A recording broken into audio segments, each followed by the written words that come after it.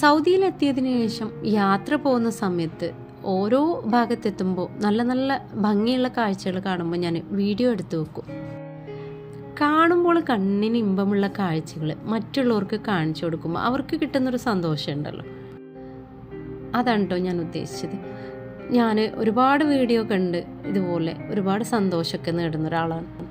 എനിക്ക് ഇഷ്ടപ്പെട്ട രീതിയിലുള്ള വീഡിയോ കണ്ടാൽ ഞാൻ ആ വീഡിയോസുകൾ പിന്നെ ഫോളോ ചെയ്തുകൊണ്ടേയിരിക്കും.